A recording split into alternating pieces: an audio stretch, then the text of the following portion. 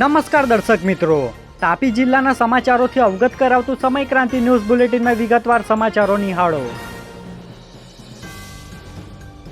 જૂના બોરઠા ગામે બે બાળકો ઉકાઈ જળાશયમાં નહાવા પડતા બંનેનું ડૂબી જવાથી મોત નીપજ્યું.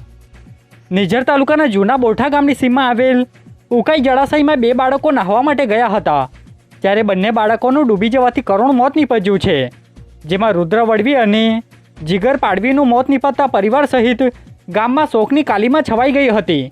બનાવને લઈ પોલીસે બંને બાળકોનો મૃતદેહ બહાર કાઢી પીએમ સહિતની કામગીરી હાથ ધરી હતી. અત્રે ઉલ્લેખનીય છે કે અગાઉ પણ બે બાળકોના ડૂબી જવાથી મોત થયા હતા, જેની વિગત રવિવારના રોજ 4 કલાકે મળી હતી. વ્યારાના જૂના બસ સ્ટેશન ખાતે રાહુલ ગાંધીએ કોર્નર મીટિંગ કરી. તાપી જિલ્લાના વ્યારા ખાતે રાહુલ ગાંધીની આગેવાનીમાં નીકળેલી ભારત જોડો ન્યાય યાત્રા આવી પહોંચી હતી, જેમાં રાહુલ ગાંધીએ કોર્નર મીટિંગ કરી હતી. જે મીટિંગમાં જનજાતિ ગણના અને આર્થિક સર્વેની માંગ કરવામાં આવી હતી. બાદમાં અદાણી અને અંબાણી અંગે સરકાર પર નિશાન ટાંક્યું હતું.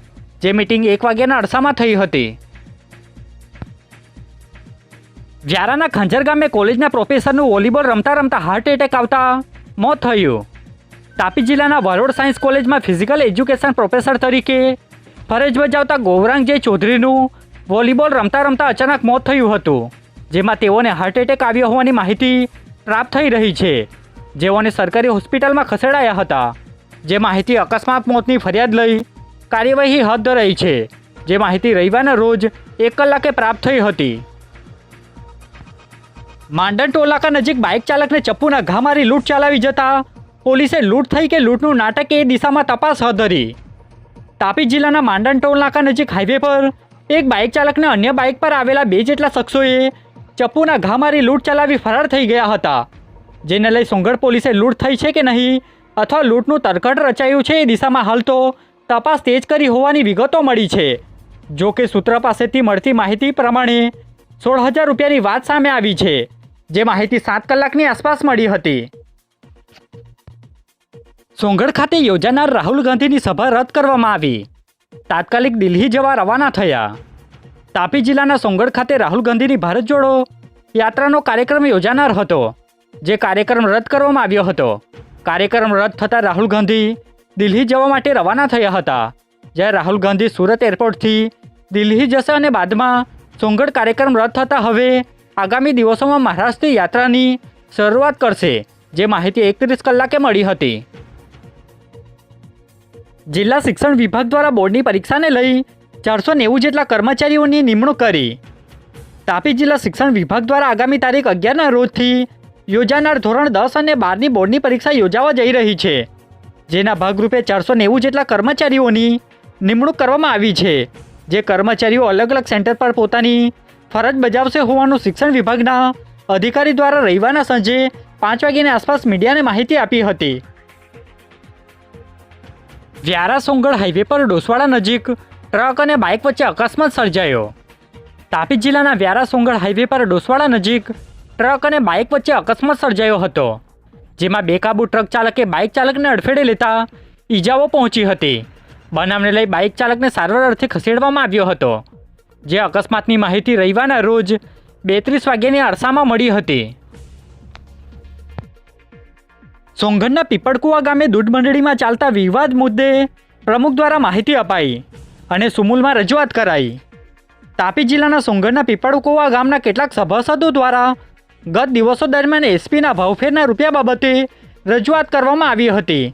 જે બાબતે દૂધ મંડળીના પ્રમુખ દ્વારા જણાવવામાં આવ્યું હતું કે મહિલા આકાંક્ષા મંડળી દ્વારા અટકાવેલ નાણાં બાબતે સુરત સુમોલમાં અરજી કરવામાં આવી છે. જે અંતર્ગતની માહિતી રવિવારના રોજ 5 કલાકે આપવામાં આવી હતી.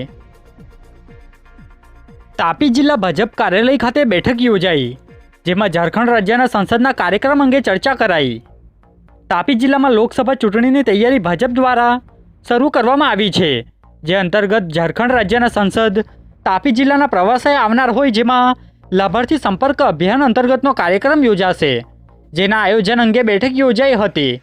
જે અંતર્ગતની માહિતી 5 કલાકે આપવામાં આવી હતી.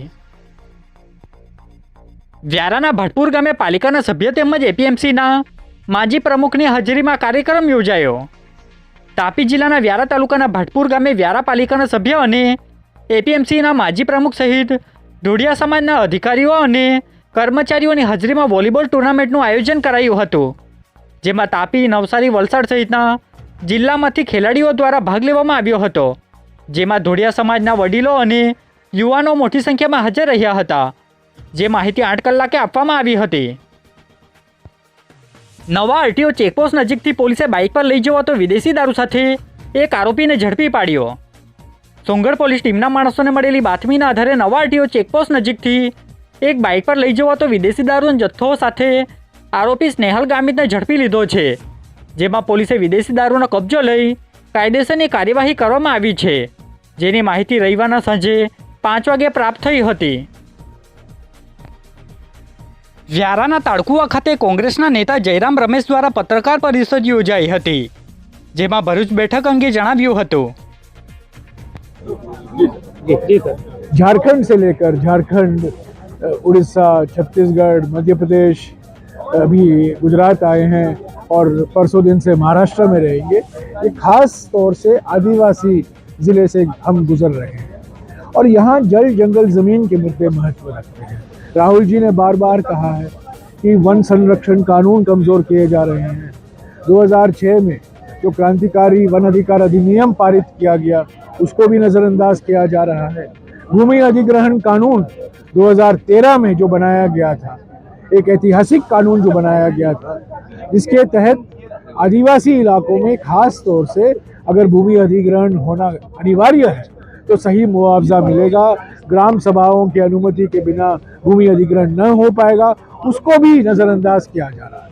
तो આજે બુલેટિનમાં બસ આટલું જ, અને સમય ક્રાંતિ ન્યૂઝ ચેનલને લાઇક, શેર, કોમેન્ટ્સ અને સબસ્ક્રાઇબ અવશ્ય કરી લેશો, જેથી કરી તમને તાપી જિલ્લાના સમાચારોની અપડેટ મળતી રહે અને મને રજા આપશો. આભાર. જય હિન્દ, જય ભારત.